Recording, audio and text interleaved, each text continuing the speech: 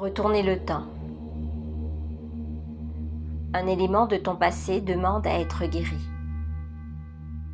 Il t'appelle pour effectuer une transformation.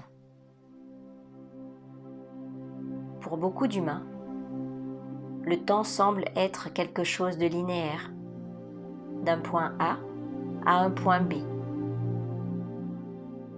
Bien que le temps soit probablement une invention terrestre, car l'être humain a besoin de repères, nous pourrions imaginer le temps comme étant plus circulaire que linéaire.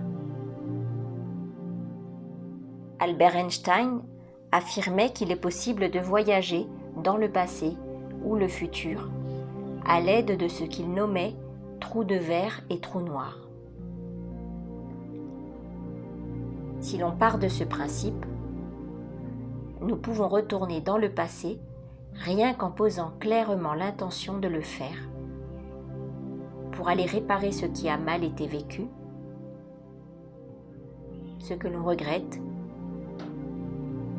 et faire que ces événements passés ne pèsent plus sur le présent.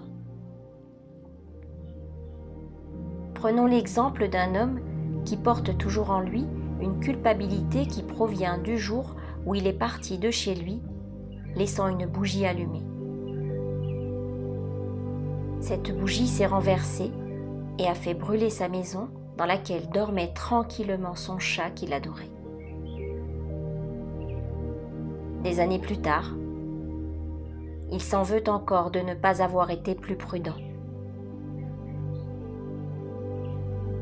Si cet homme retourne dans son passé, il choisit de revivre cette situation, mais de façon différente.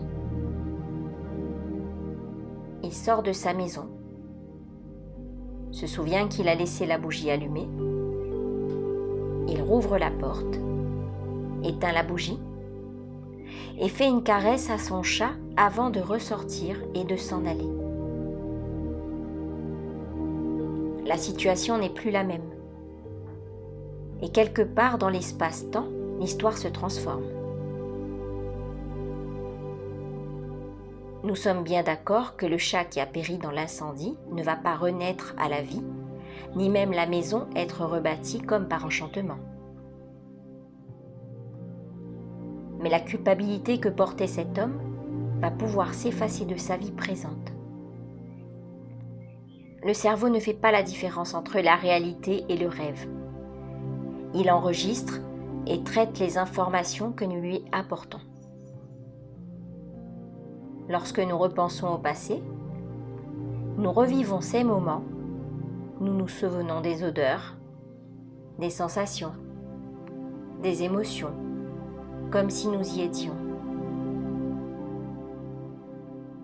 Eh bien, c'est parce que nous y sommes vraiment.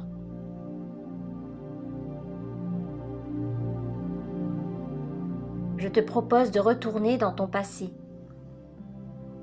pour changer ce que tu aurais aimé vivre différemment, réinventer ta propre histoire, te libérer des « je regrette »,« j'aurais dû »,« je n'aurais pas dû »,«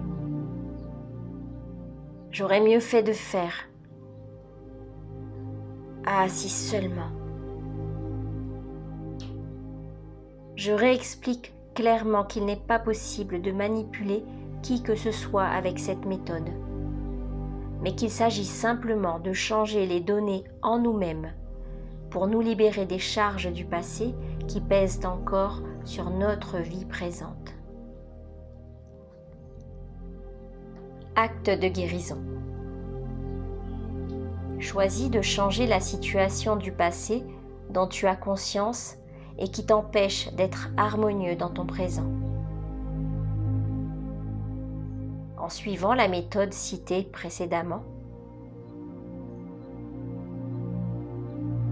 vis cette situation et le changement que tu lui apportes comme si tu y étais, car tu y es vraiment.